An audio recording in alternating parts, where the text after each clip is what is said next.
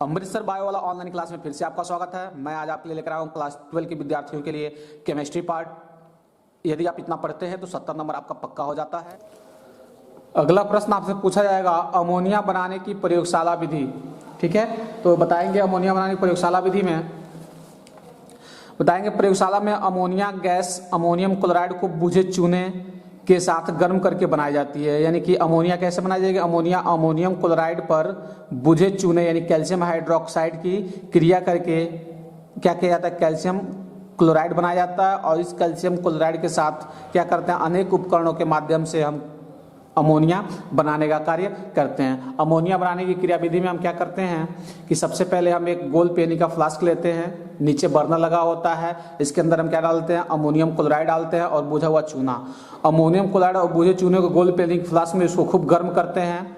गर्म करते हैं तो यहाँ से क्या होती है? एक पाइप लगी होती है। इस पाइप के माध्यम से इसके जो गैस होते हैं, गैस क्या होता है? निकल कर गैस जार में पहुंच जाते हैं जी। ठीक है ना। यहाँ पे क्या होता है? CO यानी कैल्शियम ऑक्साइड यहाँ पे जम जाते हैं और कैल्शियम ऑक्साइड से ऊपर क्या होता है? जो हल्की गैसें होती हैं, जो अमोनिया होती है, अमोनिया जाके एक और जार लगी होती है, इसको गैस जार कहते हैं। इस गैस जार में अमोनिया एकत्रित हो जाती है जी। ठीक है ना। तो क्या बताएंगे आप? अमोनियम क्लोराइड और बुझे हुए चूने के साथ जब एक साथ गर्म किया जाता है गोल्ड पेनी फ्लास्क में, ठीक है, तो हमारा क्या बन जाता है? अमोनिया गैस बनती है। ये आपको सचित्र वर्णन करना होगा। अगला क्वेश्चन पूछा जाएगा अमोनिया बनाने की हैबर विधि। ठीक है, अमोनिया बनाने की हैबर विधि सिद्धांत बताएंगे। कहेंगे ये शुद्ध नाइट्रोजन और हाइड्रोजन के एक संबंधित 3 का अनुपात के मिश्रण को गर्म किया जाए तो अमोनिया बन जाती है जी। ठीक है ना। यानी क्या कह रहा है? नाइट्रोजन का 1 रहेगा और हाइड्रोजन का क्या रहेगा? 3 संबंध रहेगा। ठीक है ना। एक संबंध 3 के अनुपात में यदि नाइट्रोजन और हाइड्रोजन को लेकर गर्म किया जाए तो अमोनिया गैस हमको मिल जाती है। इसमें से एनर्जी भी निकलती है। कह रहा है यह एक ऊष्माक्षेपी उत्क्रमणीय अभिक्रिया है और क्रिया के पश्चात आयतन में कमी होती है, इसलिए इसे लासातेलिए के नियम के अनुसार कम ताप और अधिक दाब पर अमोनिया अधिक उत्पन्न होती है। ऐसे ही पूछ सकता है अमोनिया बनाने का हैबर विधि, लासातेलिए का नियम। तो क्या बताएंगे? यदि शुद्ध नाइट्रोजन को एक संबंधित 3 के नाइट्रोजन और हाइड्रोजन के एक संबंधित 3 के अनुपात के मिश्रण में गर्म किया जाए तो अमोनिया बन जाती है। कह रहे हैं ऊष्माक्षेपी उत्क्रमणीय अभिक्रिया होती है। लासातेलियम नियम के अनुसार कम ताप और अधिक दाब पर अमोनिया उत्पन्न किया जाता है। ठीक है ना। इस पे कह रहा है कम ताप पर अभिक्रिया वेग बढ़ाने के लिए उत्प्रेरक प्रयोग किए जाते हैं। उत्प्रेरक प्रयोग करके हम क्या करेंगे? अमोनिया का निर्माण करेंगे जी। वो उत्प्रेरक किसका होगा? मॉलिब्डेनम का होगा। ठीक है ना। टेम्परेचर कितना होता है? 400 से 500 सेल्सियस होता है और इसका दाब कितना होता है? 200 वायुमंडल दाब होता है। तो हम अमोनिया गैस आसानी से बना सकते हैं। यह हैबर विधि है जी। ठीक है ना। अगला प्रश्न आपसे पूछा जा रहा है SO2 के निर्माण में। ठीक है ना। SO2 के निर्माण सल्फर डाइऑक्साइड का हम कैसे निर्माण करेंगे? प्रयोगशाला विधि आपको बतानी है। तो बताएंगे प्रयोगशाला विधि में हम क्या करते हैं? प्रयोगशाला में सल्फर डाइऑक्साइड गैस कॉपर धातु की छीलन को सांद्र सल्फ्यूरिक अम्ल के साथ गर्म करके बनाया जाता है। ठीक है ना। यानी जो कॉपर है, तांबे की छीलन है, उसको हम क्या करेंगे? H2SO4 से जब क्रिया करा देंगे तो कॉपर सल्फेट बनेगा, उसके बाद से जल बनेगा और हमारा सल्फर डाइऑक्साइड गैस प्राप्त हो जाता है। ठीक है ना। यह प्रयोगशाला विधि है। ऑक्सीकरण गुण क्या होता है? तो सल्फर का ऑक्साइड अनेक क्रियाओं ऑक्सीकरण का कार्य करता है जी। जैसे सल्फर का ऑक्साइड है तो H2S क्रिया करके H2O कर लेगा, सल्फर अलग हो जाएगा। ठीक है ना। अपचायक गुण भी क्या कर लेता है? अपचायक गुण भी करता है। ठीक है। उपयोग क्या होता है? ऑक्सीकरण के रूप में, अपचायक के रूप में, कीटनाशक और रोगाणुनाशक के रूप में और चीनी उद्योग में इसका उपयोग लाया जाता है। सल्फर डाइऑक्साइड का उपयोग किया जाता है जी। ठीक है। अगला प्रश्न पूछा जा रहा है वर्कलैंड आइड विधि द्वारा आर्क विधि द्वारा नाइट्रिक अम्ल का निर्माण HNO3 के साथ अभिक्रिया। ठीक है ना। बर्कलैंड आइड कह सकता है या आर्क विधि द्वारा नाइट्रिक अम्ल का निर्माण हम कैसे करेंगे? ठीक है ना। ये आपको बताना है जी। देखिए बर्कलैंड और आइड विधि में विद्युत आर्क भट्ठी अति उच्च ताप पर वायु की नाइट्रोजन और ऑक्सीजन के सीधे संयोग से नाइट्रिक ऑक्साइड बनाता है जी। ठीक है ना। बर्कलैंड और आइड विधि में विद्युत आर्क भट्ठी में अति उच्च ताप पर वायु की नाइट्रोजन और ऑक्सीजन के साथ सीधे संयोग से नाइट्रिक ऑक्साइड बनता है। नाइट्रोजन है और ऑक्सीजन है। ठीक है। इन दोनों की क्रिया कराएंगे तो नाइट्रोजन ऑक्साइड बन जाएगा, नाइट्रिक ऑक्साइड बन जाएगा, इससे एनर्जी निकलेगी। नाइट्रिक ऑक्साइड ऑक्सीकृत करने पर नाइट्रोजन डाइऑक्साइड में परिवर्तित हो जाती है जी। ठीक है ना। HNO3 से क्रिया कह रहा है, तो HNO3 को पहले हम क्या करेंगे, तोड़ेंगे, तो क्या होगा, जल में और नाइट्रस ऑक्साइड में और ऑक्सीजन में टूट जाता है। तो इसमें से क्या करते हैं, जो टीन होता है, टीन को ऑक्सीजन से क्रिया कराते हैं तो टीन ऑक्साइड बना लेता है। उसके बाद से क्या करेंगे जी, हम टीन ऑक्साइड को जल से ऑक्सीकृत करेंगे तो आपका बन जाएगा मेटाहिस्टोनिक अम्ल बनता है, मेटाहिस्टोनिक अम्ल बन जाता है। तो यह क्या है, आर्क विधि द्वारा नाइट्रिक ऑक्साइड का निर्माण है जी। अगला प्रश्न पूछा जा रहा है, ओस्टवाल विधि द्वारा नाइट्रिक अम्ल का निर्माण। ओस्टवाल विधि द्वारा नाइट्रिक अम्ल का निर्माण कैसे करेंगे जी, ठीक है, बताएंगे। ओस्टवाल विधि, इसमें अमोनिया गैस से ऑक्सीकृत होकर नाइट्रिक ऑक्साइड बनती है जी, जो फिर ऑक्सीजन ऑक्सीकृत होकर, क्वेश्चन है आपका, ओस्टवाल विधि द्वारा नाइट्रिक अम्ल का निर्माण बताएंगे। इसमें अमोनिया गैस वायु से ऑक्सीकृत होकर नाइट्रिक ऑक्साइड बनाती है, जो फिर ऑक्सीकृत होकर नाइट्रोजन डाइऑक्साइड देती है जी। यह जल से क्रिया करके नाइट्रिक अम्ल में परिवर्तित हो जाता है, जल से क्रिया करके क्या कर लेता है, नाइट्रिक अम्ल में परिवर्तित हो जाता है। कह रहा है शुद्ध NH3 व वायु का मिश्रण एक संबंधे 9 के अनुपात में परावर्तक में प्रवाहित कर लिया जाता है, जहां प्लेटिनम जाली लगी होती है। टेम्परेचर कितना होता है, 650 से 8 अंश सेल्सियस गर्म किया जाता है इसको। वहां उत्प्रेरक कार्य करके इसको अमोनिया का 90% भाग बना लेता है, फिर उस अमोनिया से हम क्या कर लेते हैं, नाइट्रिक अम्ल बना लेते हैं, ठीक है। ये आपका हो जाएगा ओस्टवाल विधि द्वारा निर्माण। अगला प्रश्न आपसे पूछा जाएगा, डीकन विधि द्वारा क्लोरीन के औद्योगिक निर्माण। डीकन विधि द्वारा क्लोरीन का निर्माण, ठीक है, तो डीकन विधि आप बताएंगे। इस विधि में HCl का ऑक्सीकरण क्यूप्रस क्लोराइड उत्प्रेरक की उपस्थिति में वायु की ऑक्सीजन द्वारा अग्र प्रकार के किया जाता है, यानी कह रहा है जो आगे बनाया हुआ है इस प्रकार से किए जाएंगे, ठीक है ना। क्या कह रहा है, इस विधि में HCl का ऑक्सीकरण क्यूप्रस क्लोराइड उत्प्रेरक की उपस्थिति में कराया जाता है जी, ठीक है ना। यह क्या होते हैं, एक ऑक्सीकरण कक्ष होते हैं, ऑक्सीकरण में उत्प्रेरक लगे होते हैं, उत्प्रेरक क्या रखे होते हैं, क्यूप्रस क्लोराइड। इसमें हम क्या करते हैं, हाइड्रोजन क्लोराइड गैस का इसमें प्रवेश कराते हैं। प्रवेश कराने के बाद क्या होता है, जो उत्प्रेरक कक्ष होते हैं, इस उत्प्रेरक कक्ष में क्यूप्रस क्लोराइड लगे होते हैं, यहाँ नली के माध्यम से हम उसको क्या कहते हैं, शीतकारक कक्ष में भेजते हैं। शीतकारक कक्ष में भेजते हैं, शीतकारक में क्या होते हैं कि उसमें जो नमी होती है उसको मिला दिए जाते हैं। आगे चलता है धावन कक्ष में, धावन कक्ष में ऊपर से जल गिरता है, जिसमें हम क्या कर लेते हैं, उसको धोकर शुद्ध कर लेते हैं। अगला कक्ष होता है शुष्कन कक्ष। शुष्कन कक्ष में हम क्या करते हैं, क्लोरीन का वायु जो होता है, यानी ऊपर से हम H2SO4 गिराते रहते हैं, जिससे क्या होता है, जो क्लोरीन गैस होते हैं शुष्क होकर बाहर निकल जाते हैं। तो इस तरह से डीकन विधि द्वारा HCl का निर्माण हम कैसे करेंगे आपको मैं बता दिया, ठीक है।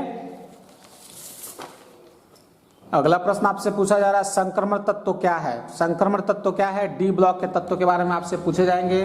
तो बताएंगे संक्रमण तत्व इनका क्या होता है कि जो बाहरी कक्षक होता है पूरा भरा होता है, इसको डी ब्लॉक तत्व कहते हैं।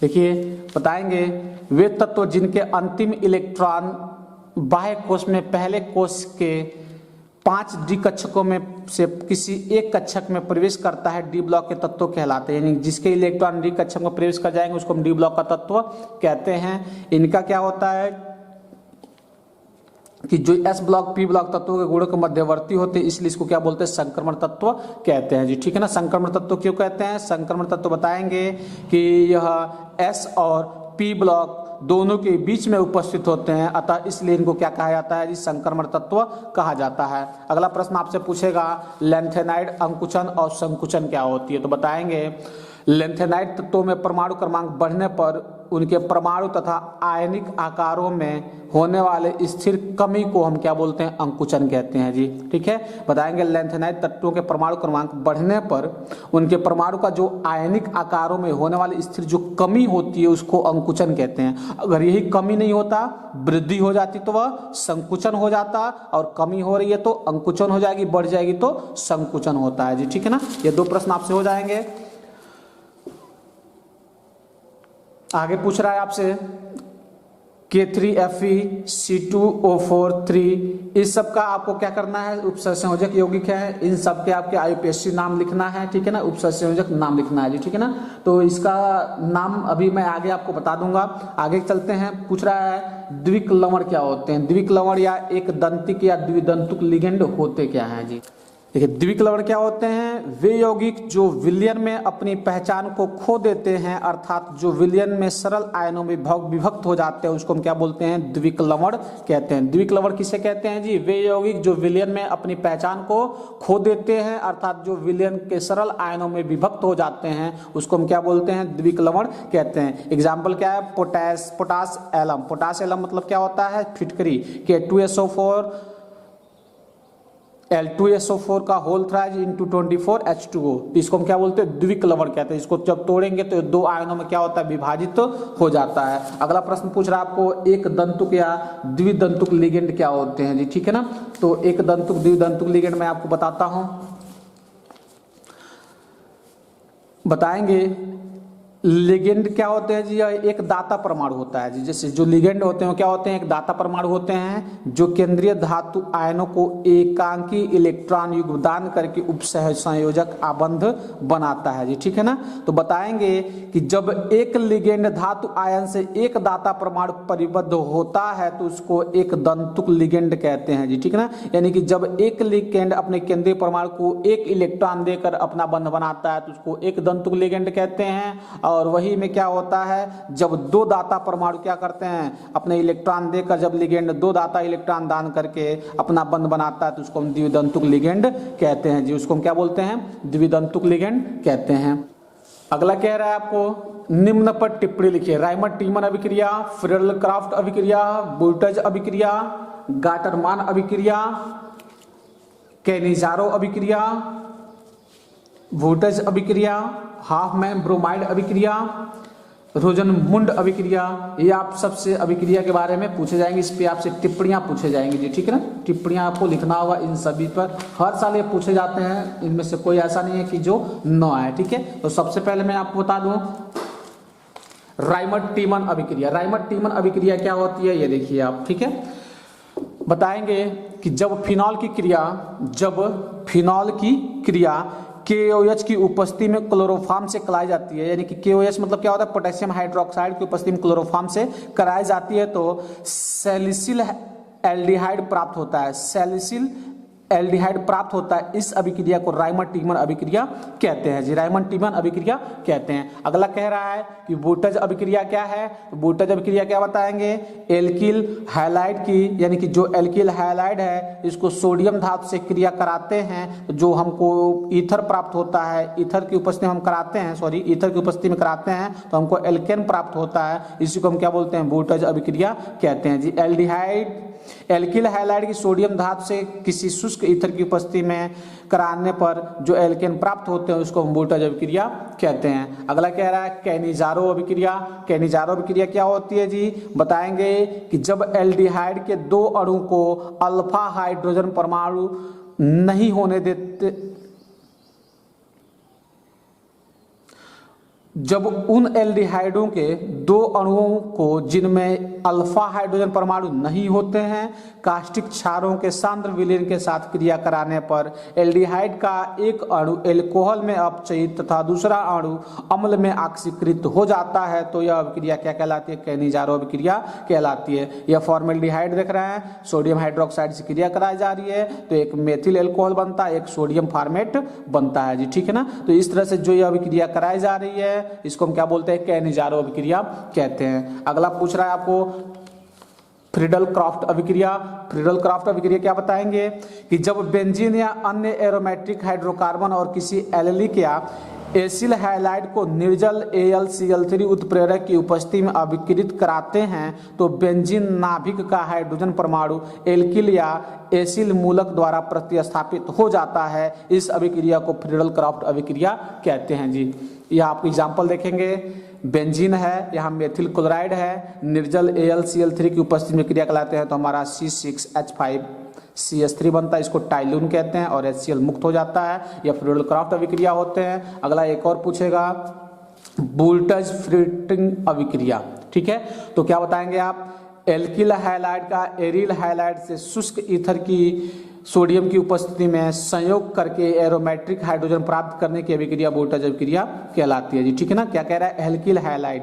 एल्किल हैलाइड यहाँ देख रहे हैं आप, एल्किल हैलाइड है, यहाँ पे C6H5 है, ठीक है।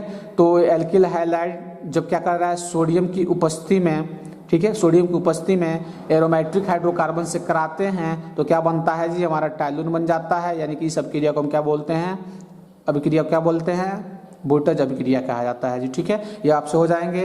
अगला एक और है, हाफमैन ब्रोमाइड अभिक्रिया क्या होती है। हाफमैन ब्रोमाइड अभिक्रिया आपको बताना है जी।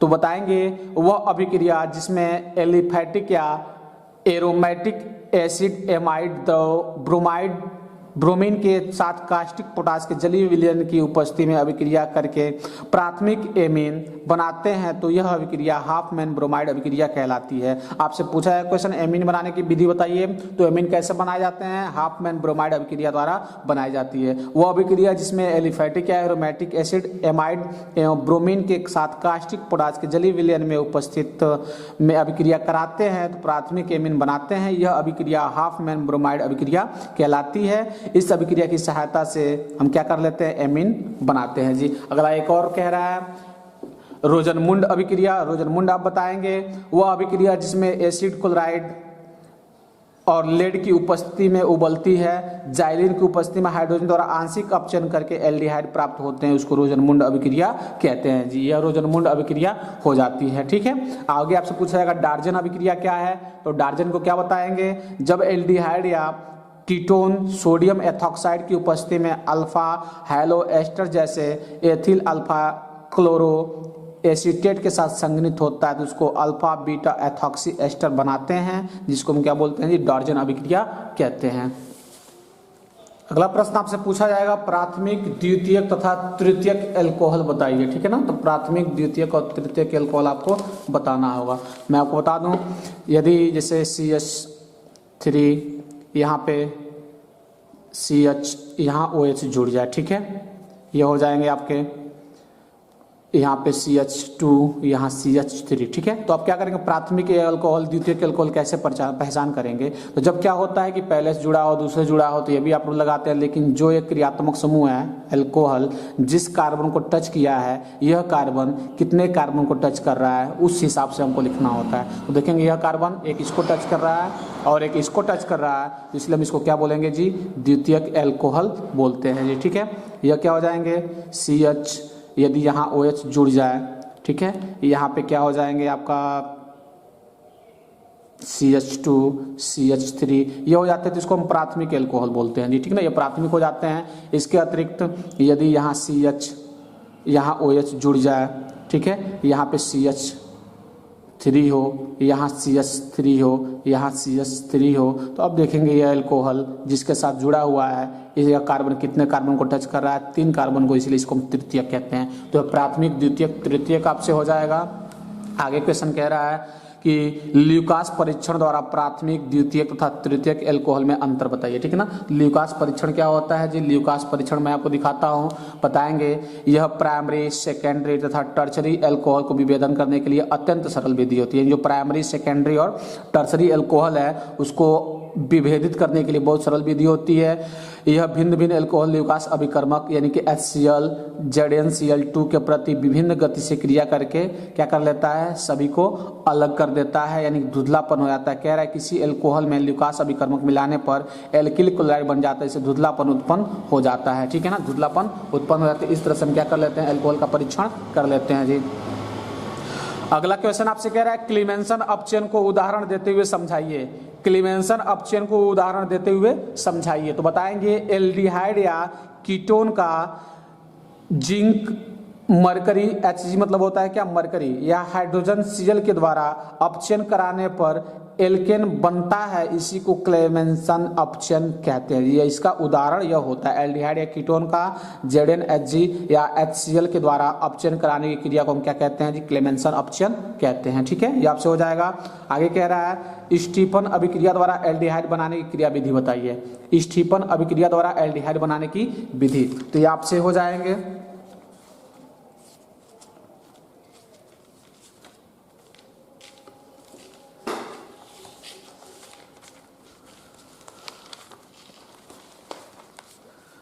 अगला क्वेश्चन है स्टीफन अभिक्रिया द्वारा एल्डिहाइड बनाने की क्रिया विधि का वर्णन कीजिए। यह देखिए स्टीफन अभिक्रिया द्वारा एल्डिहाइड बनाने की क्रिया विधि। स्टीफन अभिक्रिया द्वारा बताएंगे स्टेनलेस क्लोराइड तथा सांद्र हाइड्रोक्लोरिक अम्ल द्वारा एल्किल साइनाइड एल्केन नाइट्राइल के अपचयन से एल्डमीन हाइड्रोजन क्लोराइड बनते हैं, जिनके कारण जल अपघटन एल्डिहाइड प्राप्त होता है। इस अभिक्रिया को स्टीफन अभिक्रिया कहते हैं। इसमें फॉर्मेल्डिहाइड नहीं बनाया जा सकता है जी। ठीक है, ये आपसे हो जाएगा।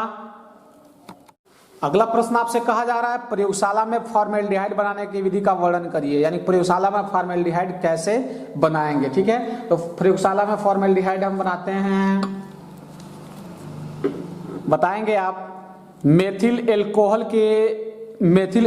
के उत्प्रेरित ऑक्सीकरण द्वारा प्रयोगशाला में फॉर्मेल्डिहाइड बनाया जाता है जी। यानी मेथिल एल्कोहल के उत्प्रेरक ऑक्सीकरण द्वारा प्रयोगशाला में फॉर्मेल्डिहाइड बनाया जाता है। ये मेथिल एल्कोहल है, यह ऑक्सीकरण कराई जा रही है। प्लेटिनम उत्प्रेरक की उपस्थिति में हम क्या बना रहे हैं, फॉर्मेल्डिहाइड बना रहे हैं जी। ठीक है ना, मेथिल एल्कोहल ऑक्सीकृत करके प्लेटिनम की उपस्थिति में क्या बनाते हैं, फॉर्मेल्डिहाइड बनाते हैं। ये आपसे हो जाएगा। इसमें आप कर सकते हैं कि NaOH के घोल से भी बना सकते हैं, सोडियम हाइड्रोक्साइड से। देख रहे हैं सोडियम हाइड्रोक्साइड है, या फॉर्मेल्डिहाइड की क्रिया करा रहे हैं तो मेथिल एल्कोहल बनता है और सोडियम फॉर्मेट बनता है जी। ये हो जाएंगे। आपसे अगला एक और क्वेश्चन कह रहा है कि अमोनिया से अभिक्रिया, अमोनिया देख रहे हैं, अमोनिया से हम क्या करते हैं, फॉर्मेल्डिहाइड की क्रिया कराते हैं तो यूट्रोपिन बनता है। तो ये फॉर्मेल्डिहाइड की क्रिया हो जाती है जी। और फॉर्मेल्डिहाइड बनाने की प्रयोगशाला विधि में आपको बताएं CH3CHO, ठीक है ना, एसिटाल्डिहाइड, इसको हम क्या बोलते हैं, सिल्वर ऑक्साइड से क्रिया कराते हैं तो ये क्या बनाता है जी, CH3COOH बनाता है और रजत दर्पण हमको प्राप्त होता है। इसको टॉलन अभिकर्मक कहते हैं। अगला प्रश्न कह रहा है प्रयोगशाला में एथिल एमीन बनाने की विधि बताइए। प्रयोगशाला में एथिल एमीन कैसे बनाएंगे। ठीक है, देख सकते हैं आप हाफमैन ब्रोमाइड अभिक्रिया में आपको बताया था कि हाफमैन के द्वारा क्या कर सकते हैं, हम एमीन बना सकते हैं। तो प्रयोगशाला में क्या करेंगे, प्रोपियोनामाइड पर, प्रोपियोनामाइड दिख रहा है, इस पे क्या करते हैं हम, ब्रोमीन की जब क्रिया कराते हैं, ब्रोमीन की जब क्रिया कराएंगे तथा कास्टिक पोटास विलयन की अधिकता में, कास्टिक जो पोटास होता है KOH, उसकी क्या होगी, अधिकता होगी, क्रिया कराते हैं तो एथिल एमीन बनती है। यह किसके द्वारा बना सकते हैं जी, हाफमैन ब्रोमाइड अभिक्रिया कहलाती है। यानी कि जो अभी आपको बताया गया है, टिप्पणी लिखने के लिए आती है हाफमैन ब्रोमाइड अभिक्रिया, तो इस हाफमैन के द्वारा क्या कर सकते हैं, हम एमीन बना सकते हैं जी। ठीक है ना, जैसे देख रहे हैं प्रोपिनामाइड है, ब्रोमीन से क्रिया करके हम ब्रोमोप्रोपिनामाइड बना रहे हैं और HBr अलग हो जा रहा है। ठीक है, तो इस तरह से हम क्या कर लेते हैं जी, एमीन बना सकते हैं। ठीक है, एमीन बनाने की प्रोपियोनामाइड पर ब्रोमीन तथा कास्टिक पोटास की अधिकता में क्रिया कराते हैं तो एथिल एमीन बन जाता है। ठीक है, इसको हाफमैन ब्रोमाइड अभिक्रिया भी कहते हैं। यहाँ ये सब देख रहे हैं, रिएक्शन सब दिया हुआ है, रिएक्शन से आप क्या कर सकते हैं अपना। अगला प्रश्न आपके कह रहे हैं ग्लूकोज तथा फ्रक्टोज की संरचना बताइए। तो बताएंगे आप ग्लूकोज तथा फ्रक्टोज की संरचना। देखिए यहाँ पे दिया हुआ ग्लूकोज तथा फ्रक्टोज की संरचना यहाँ पे दिया हुआ है। यह ग्लूकोज संरचना है, यह फ्रक्टोज की संरचना है जी। ठीक है ना, तो इसमें देखेंगे आप बहुत मामूली अंतर किया गया है। यहाँ पे देख रहे हैं कि कार्बन कार्बन की 2 श्रृंखलाएं हैं। ठीक है, यह कार्बन से ऊपर CH2OH करके जुड़ा हुआ है, यहाँ C डबल बॉन्ड O जुड़ा हुआ है, यहाँ से OH इधर H, फिर यहाँ H तो यहाँ OH, ऐसे करके आप इसको जोड़ेंगे तो इसको फ्रक्टोज का आपका हो जाएगा। और ग्लूकोज में क्या होते हैं, ग्लूकोज में CHO ऊपर होता है और CH2OH नीचे हो जाता है, एक तरफ हाइड्रोजन और दूसरे तरफ हाइड्रोक्साइड, फिर इधर हाइड्रोक्साइड तो इधर हाइड्रोजन, इस तरह करके हम ग्लूकोज की संरचना बनाते हैं जी। अगला प्रश्न आपका कह रहा है अम्ल क्या है, न्यूक्लिक अम्ल क्या है। तो आप बताएंगे न्यूक्लिक अम्ल वे जैव अणु होते हैं जो सभी जीवित कोशिकाओं के नाभिकों में न्यूक्लियोप्रोटीन अथवा क्रोमोसोम के रूप में पाए जाते हैं जी। न्यूक्लिक अम्ल मुख्यतः 2 प्रकार के होते हैं, एक DNA और एक RNA। DNA क्या होता है, डीऑक्सीराइबो न्यूक्लिक एसिड, RNA होता है राइबो न्यूक्लिक एसिड। यह 2 प्रकार के न्यूक्लिक अम्ल पाए जाते हैं जो सभी जीवित जीव में पाए जाते हैं। यह उनका क्या होता है, मुख्य घटक होता है जी। अगला प्रश्न पूछ रहा है मॉलिस परीक्षण क्या है। मॉलिस परीक्षण आप बताएंगे।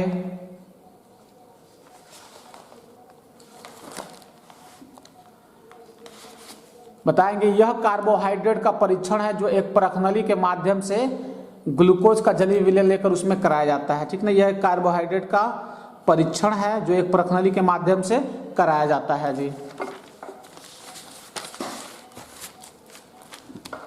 इसमें कह रहा है 2 मिली अल्फा नेफ्थेलॉन का एल्कोहलिक विलयन मिलाकर कुछ बूंद सांद्र H2SO4 की डालने पर द्रवों के बीच बैगनी रंग का वलय बन जाता है, उसी को हम क्या बोलते हैं, मॉलिस परीक्षण कहते हैं। यह मॉलिस परीक्षण होता है 2 मिली अल्फा नेफ्थेलॉन का एल्कोहल विलयन मिलाकर था कुछ बूंद सांद्र H2SO4 डालने पर द्रवों के बीच बैगनी रंग का जो वलय बन जाता है, उसी को हम क्या बोलते हैं जी, मॉलिस परीक्षण कहते हैं। अगला प्रश्न पूछ रहा है प्रोटीन का स्रोत बताइए। तो प्रोटीन का स्रोत क्या होता है, आप जानती हैं, दाल होता है, अब सोयाबीन होता है, ठीक है, दूध होती है, मछली होती है, ये सब प्रोटीन के स्रोत होते हैं। तो अब कर लेंगे। अगला प्रश्न आपसे पूछा जा रहा है IUPAC नाम, इन सब का IUPAC नामांकन करना है आपको जी, ठीक है ना।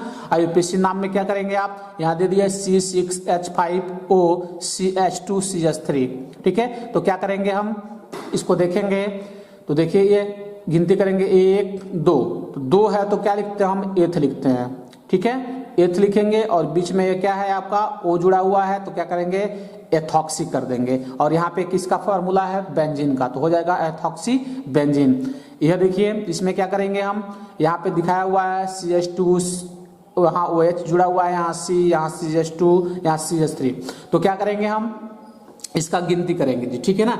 यहाँ पे देखिए क्या हो जाता है, पहले नंबर पे क्या लगा हुआ है जी, यह बंड लगा हुआ है, तो पहले नंबर पे लगा हुआ है बंड, तो हम क्या करेंगे पहला नंबर यहाँ लिख देंगे। अब देखिए ये कितनी कार्बन की संख्या है, तो 1 2, यह 3 और इसमें 2 है तो यह 5 हो जाएगा, तो 3 2 5, तो हो जाएगा 1 पेंटीन और दूसरे पे लगा हुआ है एल्कोहल, तो लिखेंगे 2 ऑल। यह समझ में आ रही होगी, फिर से मैं समझा देता हूं।